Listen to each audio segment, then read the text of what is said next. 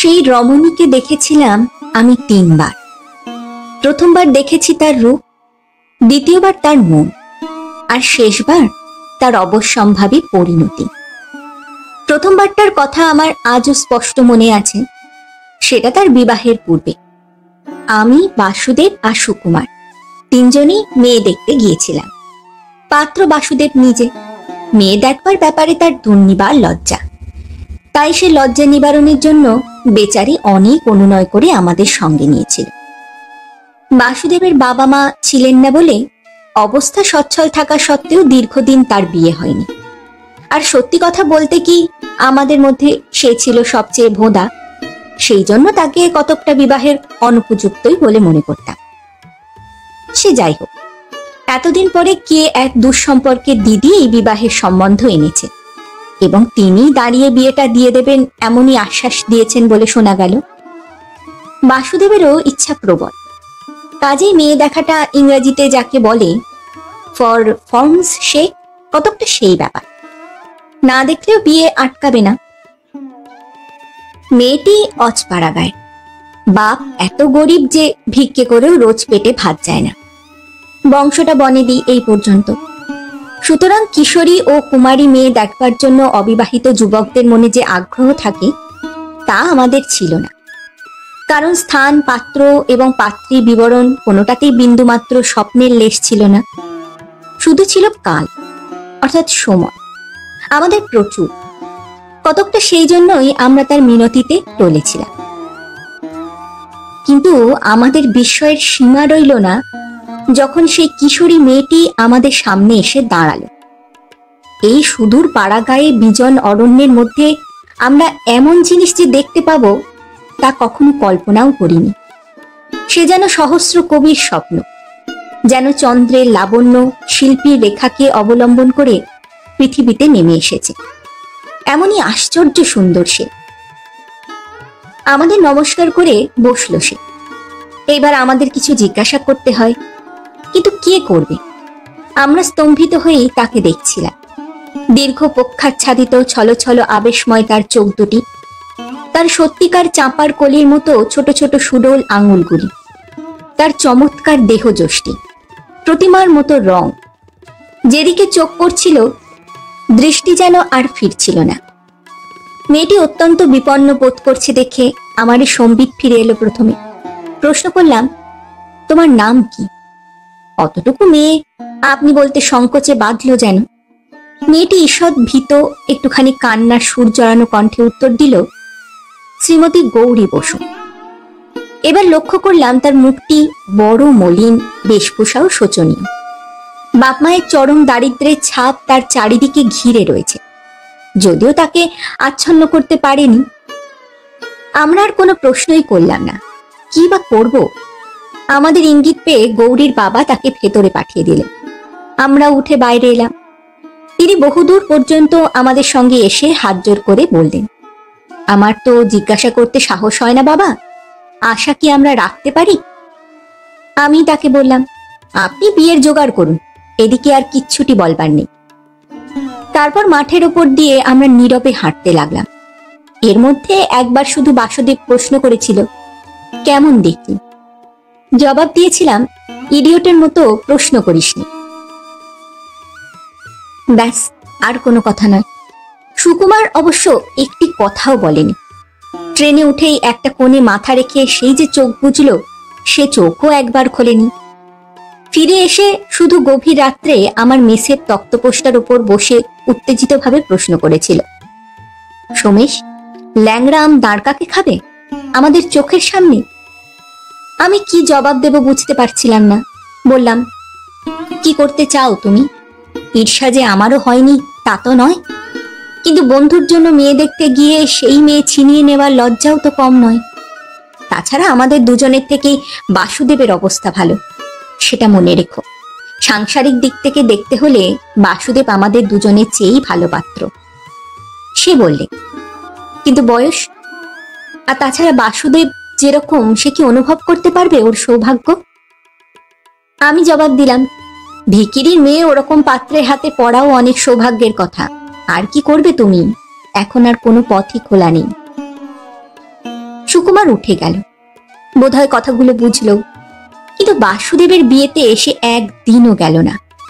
আমাকে ডেকে একবার বলেছিল, অসম্ভব, চোখের সামনে ওই রকম মেয়ে বাসুদেবের হাতে পড়বে, তা আমি সইতে পারবো না। অগত্যা আমি গেলাম। বিবাহ বাসরের উপবাস ক্লিষ্ট মুখ, পরদিনের বেদনা রক্ত ক্লান্ত দৃষ্টি, ফুলশয্যা রাত্রে মণিমাণিক্য বিভূষিতা রাজেন্দ্রাণী রূপ, প্রত্যেকটি যেন আমার কাছে নবনব বিস্ময়। আমি 3 দিন ধরে শুধু তার রূপই দেখলাম। মনে পড়ে এরই ফাঁকে বাসুদেব একবার তার সাথে আমার পরিচয় করিয়ে দিয়েছিল। বলেছিল, এটি আমার বিশেষ বন্ধু, আমার সঙ্গে তোমায় প্রথম দিন দেখতে গিয়েছিল, মনে আছে তো? সে যেন তার উত্তরে আমার মুখের দিকে একবার চেয়েছিল মাত্র। এরপর কিছুদিন আর বাসুদেবের কোনো খবর রাখিনি। মাস 6 পরে শুনলাম সে হঠাৎ চাকরি ছেড়ে দিয়ে বউকে নিয়ে দেশে চলে গেছে। বিস্মিত হলাম, কারণ সে মোটামুটি ভালোই মাইনে পেত। তবে তার দেশের অবস্থাও ভালো বলেই জানতাম, সুতরাং চিন্তিত হলাম না। আরো কিছুদিন পরে ক্রমে ক্রমে বাসুদেব আর তার সুন্দরী স্ত্রী মনের মধ্যে একটা ঈশাতুর বেদনাদায়ক স্মৃতিতে মাত্র পর্যবসিত হল। আবার সেই রমণীর সাথে দেখা হলো তাদের বিয়ের ঠিক 5 বৎসর পর। বর্ধমানের এক অত্যন্ত ক্ষুদ্র গ্রামে বিশেষ একটা কাজে গিয়েছিলাম। সেখান থেকে গরুর গাড়ি করে শহরে ফিরে ট্রেন ধরবার কথা। কিন্তু খানিকটা গরুর গাড়িতে চলবার পরই আমি নেমে হাঁটতে লাগলাম। গাড়িটা মন্থর গতিতে আমার পিছু পিছু আসতে লাগলো। রাস্তাঘাটের যা অবস্থা, তা ব্যতীত উপায় কি? এইভাবে যখন গ্রামের প্রায় সীমায় এসে পৌঁছেছি, তখন সহসা একটি ছেলে ছুটে এসে আমার পিছু ডাকলো, মশাই, ও মশাই। থমকে দাঁড়িয়ে প্রশ্ন করলুম, কি চাস রে বাপু? সে আঙুল দিয়ে একটা জরাজীর্ণ বাড়ি দেখিয়ে বললে, আপনাকে একবার ওখানে যেতে হচ্ছে। আমি বললুম, তার মানে? খামোখা আমি ওখানে যাব কেন? সে বললে, গিন্নিমা ডাকছে, সে চেনেন আপনাকে। বিস্ময়ের অবধি রইল না। তবু যখন চেনা মানুষ বলে দাবি করেছে, তখন যেতেই হয়। সেই প্রায় উলঙ্গ বালকটির পিছু পিছু গিয়ে যখন সেখানে পৌঁছালুম, দেখলুম একটি 20-21 বছরের মেয়ে দরজা ধরে স্তব্ধ হয়ে দাঁড়িয়ে রয়েছে।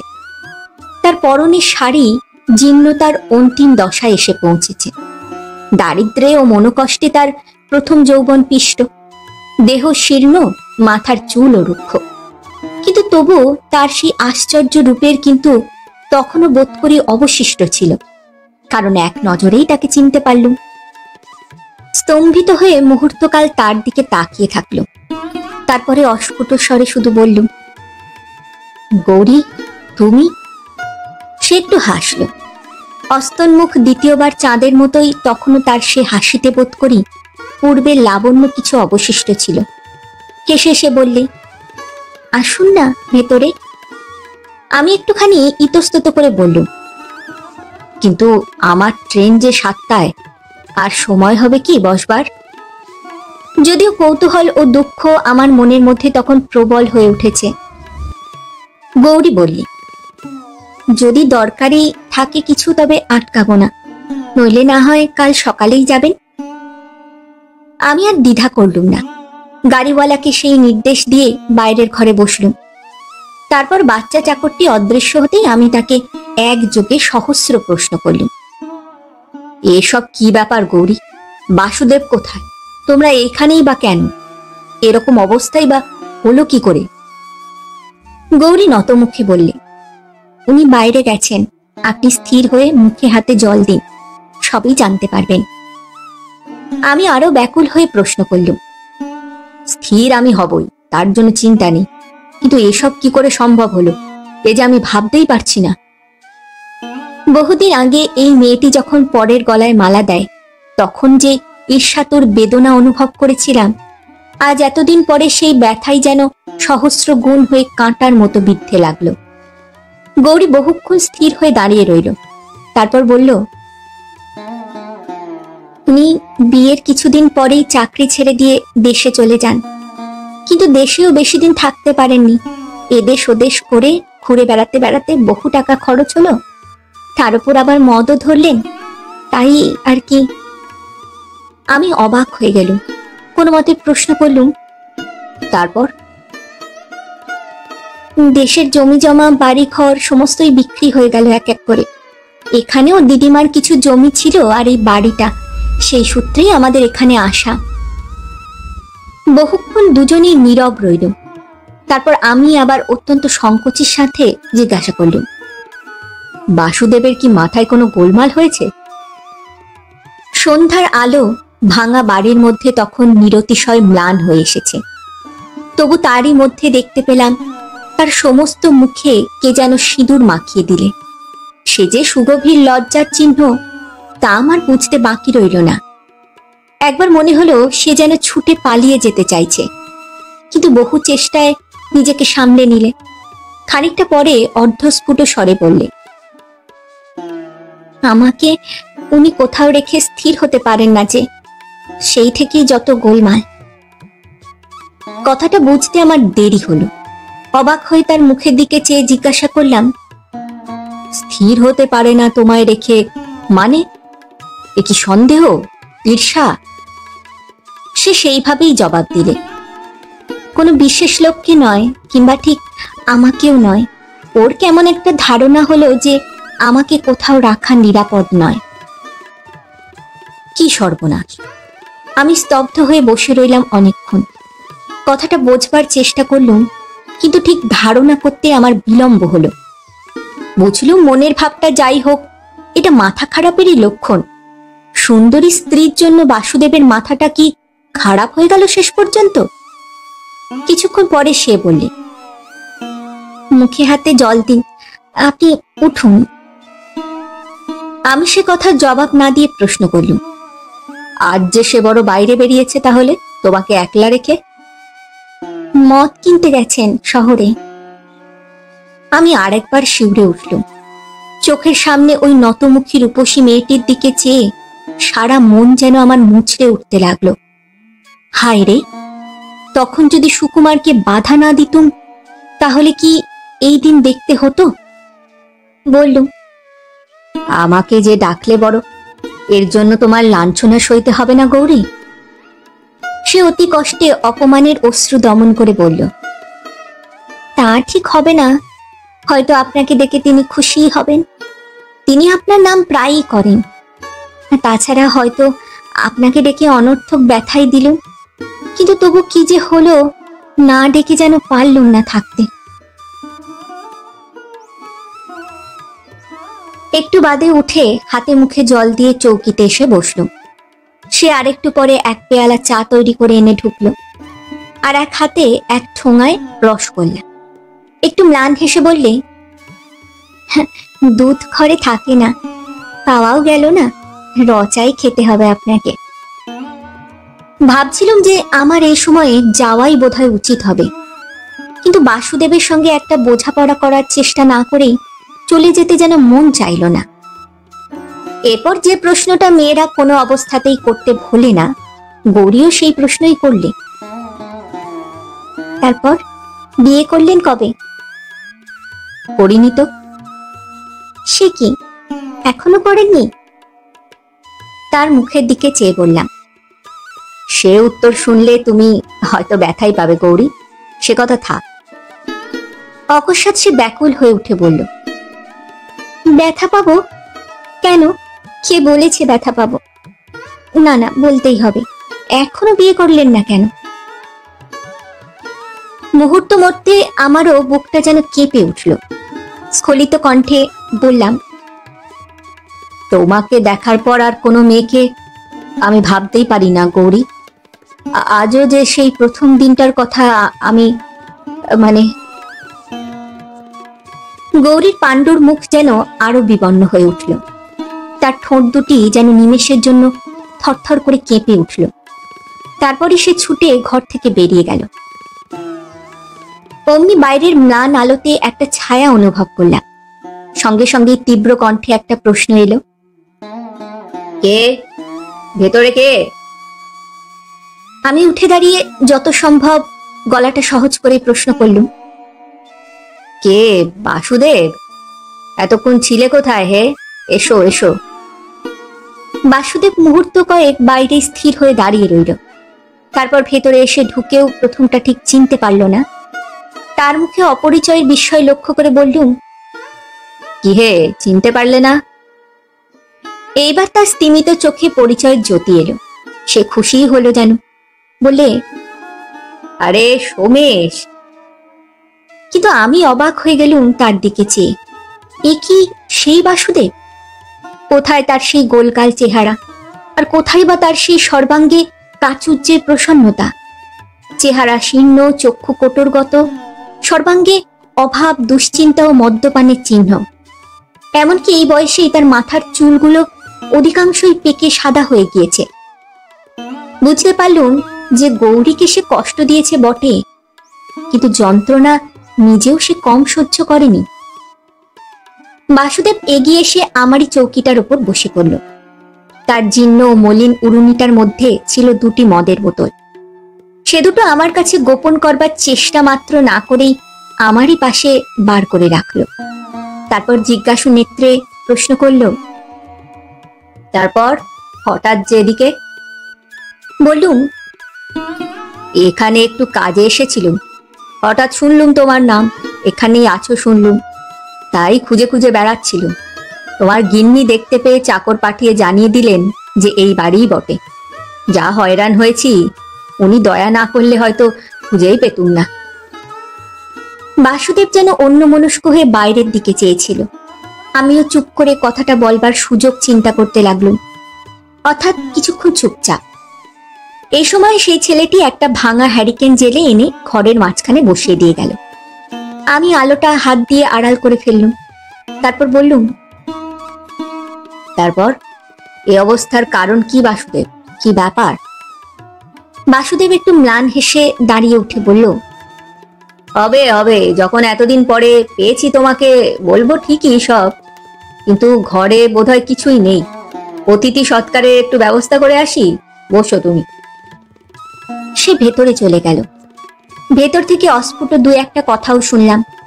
মিনিট 15 পরেই সেই ছেলেটি একটা খালি তেলের বোতল ও একটি বাটি হাতে করে আমারই সামনে দিয়ে বেরিয়ে গেল। বুঝলুম সে দোকানে গেল।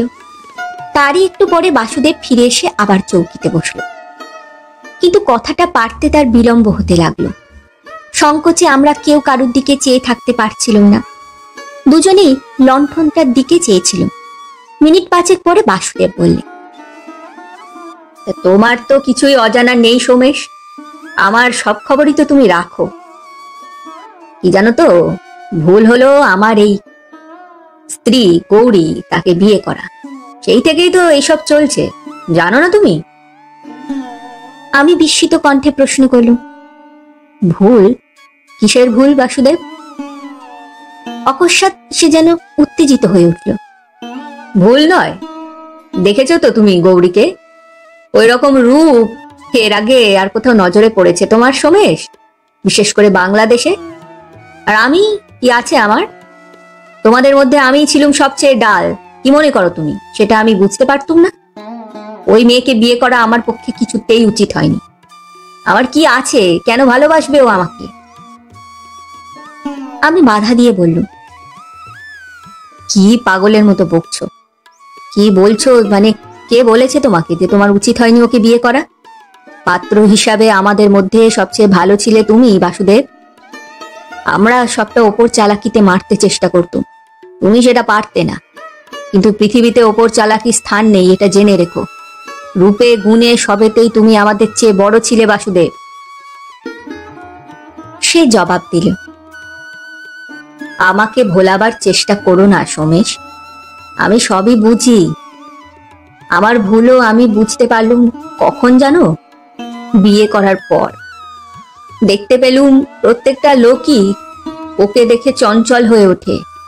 বয়স নেই, সম্বন্ধ নেই, কোনো কিছু বাধা বা বিচার নেই তাদের কাছে। তার উপর নিজের দিকে তাকিয়ে যখন দেখতুম ওকে পাবার মতো কোনো যোগ্যতাই আমার নেই, তখন কি আর জ্ঞান থাকে গো? কিছুক্ষণ পরে সে কতকটা নিজের মনেই বলতে লাগলো, ওকে নিয়ে দেশে বিদেশে কতই ছোটাছুটি তো করলো, কিছুতেই স্থির হতে পারলুম না। একদিকে দেখি সমস্ত পুরুষ ওকে ছিনিয়ে নিতে চাইছে, আর একদিকে দেখতে পাই আমি ওর থেকে কেবলই দূরে সরে যাচ্ছি। যোগ্যতার পথে কেবলই অধঃপতন ঘটছে আমার। আমি বললুম, কিন্তু এ যে নিছক পাগলামি বাসুদেব। ছি ছি ছি, নিচে একটা ফাঁকা খেয়ালের বসে তুমি নিজেও কষ্ট পাচ্ছ আর তাকেও কষ্ট দিচ্ছ। এ দুর্মতি তোমার কি করে হলো? আমি বলছি, তুমি বিশ্বাস করো তুমি সর্বাংশে ওর উপযুক্ত। সব পাগলামি ছাড়ো। সে মাথা নেড়ে বলল, তুমি নিচে কথা বলছো সোমেশ। ওর কষ্ট লাঘব করবার জন্য আমাকে স্তোক দিচ্ছ না? আমি সব জানি, সব। কি বোঝাবো এই উন্মাদকে? মিনিট খানেক চুপ করে থেকে বললুম, কিন্তু তুমি মদ ধরলে কেন হে ভাই? একেবারে পুরোপুরি সর্বনাশের পথে তুমি কি বলে নেমে গেলে? সে হঠাৎ আমার দিকে ফিরে আমার দুটো হাত চেপে ধরে ফিসফিস করে বললে, সর্বনাশ, সর্বনাশ। যেদিন বিয়ে করেছি ওই সর্বনাশীকে, সেই দিনই তো আমার সর্বনাশ পুরো হয়ে গেছে সোমেশ। কেন কেন মদ খাই তুমি শুনবে? শুনবে? বিয়ের 2-3 মাস পর থেকে আমি ওর সঙ্গে এক ঘরে শুইনি তো কখনো। শুতে পারি না আমি। ঘৃণা ঘৃণা বোধ হয় আমার। মনে হয় যে ও আমারই বুকের মধ্যে শুয়ে শুয়ে আমাকেই সর্বান্তকরণে ঘৃণা করে, অবজ্ঞা করে। সে আমি কেমন করে সইব বলো তো? তাই শুই না। কিন্তু তুমি ভেবে দেখো, মানুষের শরীর তো, সমস্ত মন যে আকুল হয়ে ওকেই চায়। সেই সাংঘাতিক কামনার সঙ্গে যুদ্ধ করা কি সহজ কথা হে ভায়া? সেই জন্যই তো আমায় মদ ধরতে হয়েছে। রাত্রে মদ না খেলে পারি না এই ব্যথা সহ্য করতে, পারি না। উফ, আমি আর শুনতে পারলুম না। ছুটে বাইরে এসে দাঁড়ালুম। শুনতে পেলুম ভেতরে বসে বাসুদেব হাসছে। ফাঁকা একটা আলগা হাসি, অর্থহীন, কতকটা বিদ্রুপের মতো সুর। বহুক্ষণ অন্ধকারে মাঠে মাঠে ঘুরে বেড়ালুম। 2-1 হোঁচট খেয়ে পড়েও গেলুম, কিন্তু আমার তখন কোনো জ্ঞান ছিল না। শুধু মনে হচ্ছিল সেই নিশ্চিত অন্ধকারের বুক বিদীর্ণ করে যদি নিয়তির দেখা পাই, তো তাকে নখে করে ছিঁড়ে টুকরো টুকরো করে ফেলি। যাকে দেখে অবধি নিজের জীবন শূন্য হয়ে গেছে, জীবনের সমস্ত নিষ্ফল কামনা যার ছায়াকে কেন্দ্র করে দিনরাত আজও ঘুরে বেড়াচ্ছে, সেই মেয়েকে পেয়ে এ উন্মাদ এমন করে নষ্ট করছে। যার এক মুহূর্তের প্রসন্নতার জন্য সমস্ত জীবন উৎসর্গ করা যায়, তারই অদৃষ্টে এত দুঃখ, এত গ্লানি। বুক ভরা এই নিরতিশয় গ্লানি আর ধিক্ষার নিয়ে কতক্ষণ যে ঘুরে বেরিয়েছি জানি না। চৈতন্য হলো যখন দেখতে পেলুম যে সেই ছেলেটি আলো নিয়ে আমাকে খুঁজতে বেরিয়েছে। ফিরে এসে দেখলুম গৌরী সেইভাবেই দোরের কাছে দাঁড়িয়ে আছে স্থির হয়ে। আমি কোথায় ছিলুম, কেন ঘুরে বেড়াচ্ছিলুম, কোনো প্রশ্নই করল না। শুধু আমার মুখে বোধহয় আত্মগ্লানির ও দুঃখের ছাপ স্পষ্ট হয়ে ফুটে উঠেছিল। সেদিকে চেয়ে মুহূর্ত 2-এর জন্য তার দৃষ্টি উজ্জ্বল হয়ে উঠল। আমার দুঃখে তার জীবনের বোধ করি প্রথম স্তুতিগান শুনল সে। ভেতরে ঢুকে দেখলুম চৌকি খালি। জিজ্ঞাসু নেত্রে গৌরীর দিকে চাইতে সে নীরবে আঙুল দিয়ে দালানের কোণের ঘরটা দেখিয়ে দিলে। উঁকি মেরে দেখলুম ঘরের মেঝেতে একটা ডিবে জ্বলছে, আর তারই সামনে একটা ছেঁড়া মাদুর পেতে বসে বাসুদেব আপন মনে মদ খাচ্ছে। তার অদ্ভুত দৃষ্টি ধূমময়ী কম্পমানা অগ্নিশিখার ওপর নিবদ্ধ। ফিরে আসতে গৌরী বলল, এভাবেই সারা রাত কেটে যাবে। সকালের দিকে ঘন্টা 2-এর জন্য শুধু ঘুমান, আপনি চিন্তা করবেন না। অত্যন্ত সংকোচের সঙ্গে প্রশ্ন করলুম, মাতাল হয়ে কিছু হাঙ্গামা করে না তো? ঈষৎ হাসির চেষ্টা করে গৌরী জবাব দিলে, না না, বিশেষ না। আমি ঠিক কি জানতে চাইছি তা বুঝেই কথাটা এড়িয়ে গেল সে। দালানের একপাশে খাবার জায়গা হয়েছিল, সেইখানে গিয়ে বসলুম। আয়োজন সামান্য, কিন্তু সমস্ত টুকুর মধ্যে আন্তরিক যত্নের চিহ্ন সুস্পষ্ট। পাতের কাছে বসলুম বটে, কিন্তু মন আহারে সাড়া দিলে না। যা আমার হতে পারত, অবহেলায় যাকে হারিয়েছি তারই মূল্য জীবনের মধ্যাহ্নে নূতন করে চোখে পড়ে মনকে বড় পীড়িত করছে। কিন্তু সে কথা কিভাবে প্রকাশ করব, কেমন করে জানাবো সেই ব্যর্থতার বেদনা? পৃথিবীতে একসময় আশ্চর্যভাবে এই যে জ্যোতির্ময়ী রমণীর জন্ম হয়েছিল, তা কি শুধু শোচনীয়ভাবে লোকচক্ষুর অগোচরে অন্তরে বাইরে শুকিয়ে মরবার জন্য? খেতে যে আমি পারছি না তা গৌরী লক্ষ্য করেছিল। কিছুক্ষণ পরে বলল, আপনার কথা আমি বুঝতে পারছি, কিন্তু নিজের হাতে রেঁধে আত্মীয় বন্ধু বান্ধবকে খাওয়াবার বা তাদের সেবা করবার স্বাদ তো কোনোদিনই মেটেনি। আজ জীবনে একটি দিন যদি সে সুযোগ পেয়ে থাকি তো তাকে নষ্ট করবেন না। আমার এই একটুখানি সেবা করার স্বার্থে সার্থক হতে দিন। নীরবে আহার শেষ করে বাইরে গিয়ে দাঁড়ালাম। আমারই বিছানাটি ইতিমধ্যে গৌরী কখন এ ঘরে চৌকিটার ওপর পরিপাটি করে বিছিয়ে রেখেছিল, তারই প্রলোভন সামলাতে না পেরে একটু পরে শুয়ে পড়লাম। গৌরীও ততক্ষণে সব আলো নিভিয়ে বোধহয় শুয়ে পড়েছে। খানিকটা বিছানায় শুয়ে ছটপট করলুম। ঘুম অসম্ভব, শুধু শুয়ে থাকা মনের এই অবস্থাতে আরো অসম্ভব। তাই আস্তে আস্তে দৌড় খুলে একেবারে বাইরে বেরিয়ে পড়লুম। কিন্তু বাইরে পা দিতেই স্তম্ভিত হয়ে গেলুম। খানিকটা দূরে বাগানের মাটির ওপরে স্থির হয়ে বসে আছে যে একটি রমণী। সে কি গৌরী? হ্যাঁ, গৌরী তো। নক্ষত্রে অস্পষ্ট আলোতেও নিঃসংশয় অনুভব করতে পারলুম। কাছে এগিয়ে গিয়ে আস্তে আস্তে ডাকলুম, গৌরী। সে পিছনে না ফিরেই জবাব দিল, এসেছ? এখানেই বসো। তুমি যে ঘুমোতে পারবে না তা আমি জানতুম। তার এই নিঃসংকোচ সম্বোধনে স্নেহের সম্পর্কের এই তুমিতে সমস্ত মনটা আরেকবার যেন আকুল হয়ে উঠল। কিন্তু কোনো কথাই বলতে পারলুম না, শুধু তার পাশে বসে পড়লুম। সে পূর্ব কথার জেদ টেনে বলেই চলল, কেন মিছে আমার জন্য ভেবে কষ্ট পাচ্ছ? আমার আর কোনো উপায় নেই। আমি জোর করে মনের আবেগকে চেপে যথাসম্ভব সহজ গলাতেই বললুম, তোমার বাপের বাড়িতে কি কেউ নেই গৌরী? বাবা আছেন, দাদাও আছেন, কিন্তু সেখানে গিয়ে থাকবার কোনো উপায় নেই। উনি ছাড়বেন না যে, আর জোর করে রেখে দেওয়ার মতো অবস্থাও বাপের বাড়িতে নয়। সপ্তাহে 2 দিন করে উপোস করে যে তাদেরই থাকতে হয়। আবার আমি গিয়ে উঠলে পরে। আমি চুপ করে রইলুম। কি বলবো এরপর? সেও কিছুক্ষণ চুপ করে থাকলো, তারপর বলল, কি ভাবছিলাম জানো? সেই প্রথম দিন মেয়ে দেখতে যাবার কথা। তোমরা 3 জনে গিয়েছিলে, মনে আছে? দেখা দিতে এসে লজ্জায় ভালো করে চেয়ে দেখতেই পারিনি। কিন্তু তারপর তোমরা যখন চলে যাচ্ছিলে তখন জানলার আড়াল থেকে দেখেছিল। আমার ছোট বোন তোমাকে ভুল করে দেখিয়ে দিয়ে বলেছিল, ওই দেখ, ওই হচ্ছে তোর বর। আমি তাই জানতাম। বিয়ের সময় ওকে দেখে চমকে উঠেছিল। এসব এসব সামান্য কথা, তোমরা জানো না। সেদিনের কথা হয়তো তোমার মনেও নেই, কিন্তু আমি একটি কথাও বলিনি, একটি কথাও না। মনে যে কি আছে তা কেমন করে জানাবো?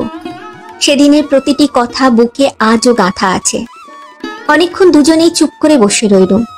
তারপর যে কথাটা সংশয় ও সংকোচের মধ্যে মনে দেখা দিচ্ছিল সেই কথাটাই বলে ফেললুম, গৌরী, আমি যদি তোমাকে নিয়ে যেতে চাই, যাবে আমার সাথে? অকস্মাৎ সে যেন পাগল হয়ে উঠল। সামনের দিকে ঝুঁকে পড়ে আমার দুটো হাত ধরে বলল, হ্যাঁ, যাবে? আমায় নিয়ে যাবে তুমি? এখান থেকে অনেক দূরে? আমায় আমায় নিয়ে যেতে পারবে গো? আমায় ভালোবাসতে পারবে? আমিও সজোরে তার দুটো হাত চেপে ধরে বললুম, পারবো, পারবো গৌরী। আমার ভালোবাসা দিয়ে তোমার মনের সমস্ত শূন্যতা আমি ভরিয়ে দিতে পারবো। চলো, আজই, এখনই আমরা চলে যাই, চলো। সে আর কোনো কথা বললে না। কেমন যেন স্বপ্নাবিষ্টের মতো আরেক দিকে চেয়ে বসে রইলে। কিন্তু আমার মুঠোর মধ্যে তার ফুলের মতো নরম হাত দুটি ধরা ছিল। তারই স্পর্শে বুঝতে পারলুম যে সমস্ত দেহ তার কাঁপছে থরথর করে। খানিকটা পরে আমি বললুম, গৌরী, প্রথম দিনের কথা বলছিলে না তুমি? জানো জানো আমি তারপর থেকে একটি মুহূর্তের জন্য তোমায় ভুলতে পারিনি। প্রতিদিন রাত্রে শোবার আগে শেষ ভেবেছি তোমাকেই, আবার সকালে উঠে প্রথম মনে পড়েছে তোমাকে। তোমার জন্য সমস্ত মন মরুভূমি হয়ে আছে গৌরী, এ তুমি বিশ্বাস করো? ঘুম ভেঙে চমকে ওঠার মতো আমার দিকে চেয়ে হঠাৎ সে বললে,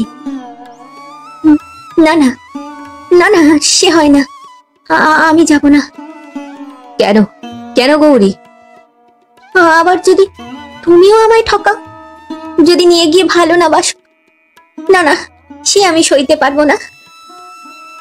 আমি বললুম, কি বলছো তুমি?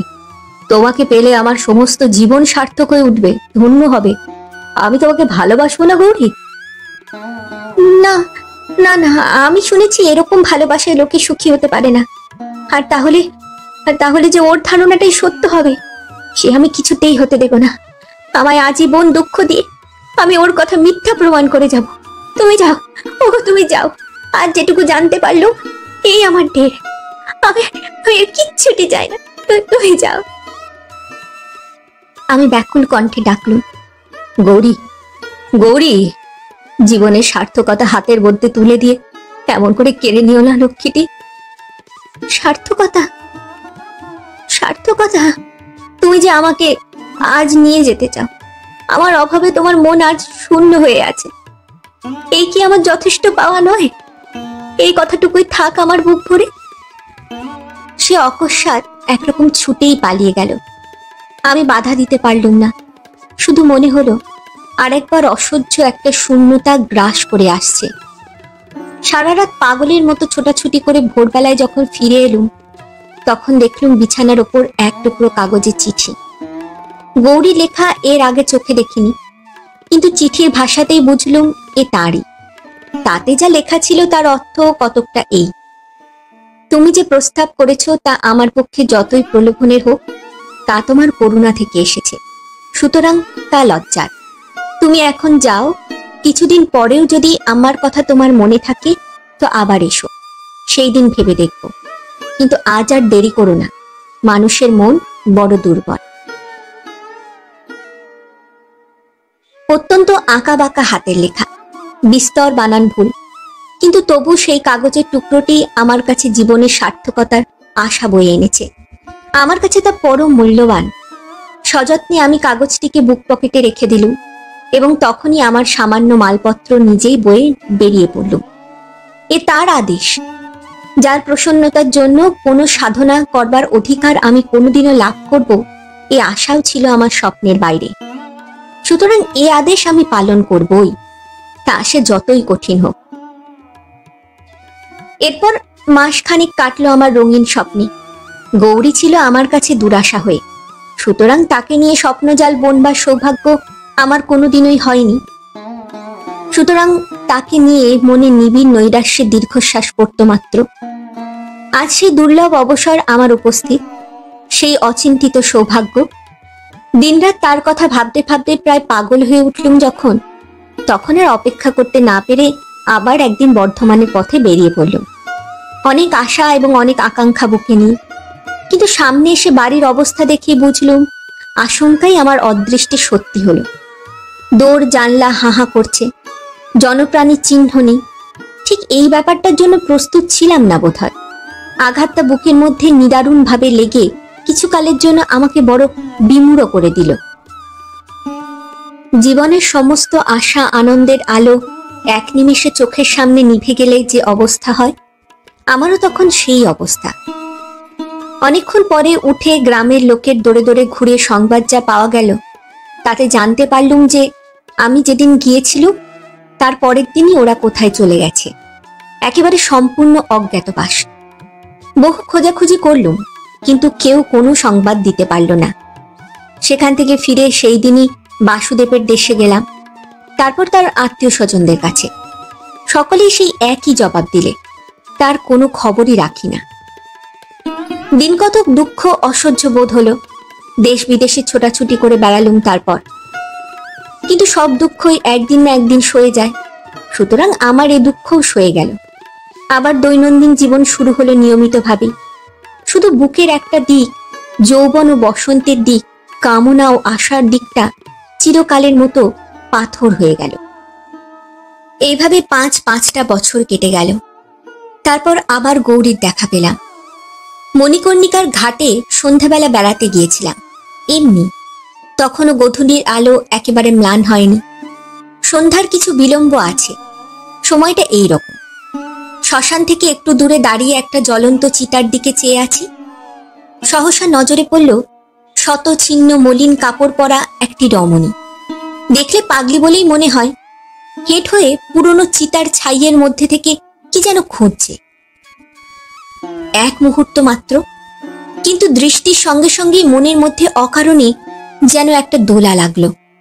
মনে হলো বিস্মিত লোকের কোনো একটি মানুষের সঙ্গে এর কিছু সাদৃশ্য আছে না। তারপরেই চিনতে পারলুম, মাথার চুল ধুলোয় বালিতে জট পাকিয়ে গেছে, গায়ের রং রোদে এবং ময়লায় কালো। কিন্তু তবুও কি তাকে চিনতে বিলম্ব হয়? এ যে গৌরী, আমার আশা নিরাশার ধন, আমার গৌরী। কয়েক মুহূর্ত কি জন্য যেন চুপ করে দাঁড়িয়ে রইলুম। কি যে ভাবছিলাম তা মনে নেই অবশ্য। পরক্ষণে ছুটে কাছে গিয়ে ডাকলুম, গৌরী, গৌরী, এ কি করছো তুমি? এ কি বেশ তোমার গৌরী? সে চমকে মুখ তুলে তাকালে, কিন্তু দৃষ্টির বিহ্বলতা দেখে বুঝলুম যে সে আমাকে চিনতে পারেনি, খুব সম্ভবত আর পারবেও না। আমি বললুম, গৌরী, আমাকে চিনতে পারছো না? আমি। সে একটা দীর্ঘশ্বাস ফেলে শান্তভাবেই বললে, না। তারপর আবার হেঁট হলো। আমি তার হাতটা ধরে বললুম, কি খুঁজছো গৌরী? হ্যাঁ? সে মাথা না তুলে জবাব দিলে, আমি তার অস্থি। শুনেছি সে আত্মহত্যা করেছে। শুনেছি তাকে এখানে পোড়ানো হয়েছে, কিন্তু অস্থি তো খুঁজেই পাচ্ছি না। আমি অনেক দিন ধরে খুঁজছি অস্থি। সমস্ত বুক আমার বেদনার মুগুরে যেন গুড়িয়ে যাচ্ছিল। তবু আমি জোর করে তার হাত দুটো ধরে তাকে জিজ্ঞাসা করলুম, কার কার অস্থি খুঁজছো তুমি গৌরী? তুমি কার কথা বলছো? সে নির্বিকার কণ্ঠে জবাব দিল, কেন? ওর কথা? আমার স্বামীর কথা বলছি। তার অস্থি না পেলে আমার যে বিশ্বাস হচ্ছে না। নিশ্চিন্ত না হয়ে আমি কি করে তার কাছে যাব? হ্যাঁ? কার কাছে যাবে গৌরী? কে সে? এমা, জানো না? সোমেশের কাছে যাব। সোমেশ, উনি বলেছিলেন যে আমার জীবন থাকতে তুমি আর তার দেখা পাবে না, তাই খুঁজছি আমি। গৌরী, আমাকে তুমি চিনতে পারলে না? আমি যে সোমেশ। ভালো করে চেয়ে দেখো লক্ষ্মীটি, আমার দিকে তাকিয়ে দেখো। আমি এত কাল পরে তোমাকে খুঁজে পেলাম। সে যেন নিমেষের জন্য ব্যাকুল হয়ে চাইলে আমার দিকে, তারপরে মাথা নেড়ে দৃঢ় কণ্ঠে বললে, না, তুমি সোমেশ নও। আমাকে ঠকাচ্ছ। উনি বুঝি পাঠিয়েছেন তোমাকে আমায় ধরে নিয়ে যাবার জন্যে? কিন্তু আর আমি কিছুতেই যাব না। তারপর আমি কোনো রকম বাধা দেবার আগেই সে বিদ্যুৎ গতিতে ছুটে পালিয়ে গেল। ঊর্ধ্বশ্বাসের দৌড়ে মুহূর্ত মধ্যেই কোনো গলির ফাঁকে অদৃশ্য হয়ে গেল। শ্মশানের একটি মধ্যফরাস হেসে বললে, বাবু, পাগলিকে কি চিনতেন? আমি বললুম, হ্যাঁ। ওকে চেনো নাকি? সে বললে, ও তো প্রায়ই আসে এখানে বাবু। এসে ওই ছাই আর কয়লা ঘেটে বেড়ায়। ও কি আপনার কেউ হতো বাবু? আমি আর তার কথার জবাব না দিয়ে জলের ধারে এসে দাঁড়ালাম। ওপারে আবার চড়ায় সন্ধ্যার অন্ধকার ঘনিয়ে এসেছে। তারই কালিমা পৃথিবীর বুক থেকে যেন শেষ আলোটুকু কেড়ে নিতে চাইছে। বিলম্ব করলাম না আর। গৌরীকে পাওয়ার আশা আমার আশাই রয়ে গেল। সেই দিন রাত্রের ট্রেনেই কাশী ত্যাগ করলাম।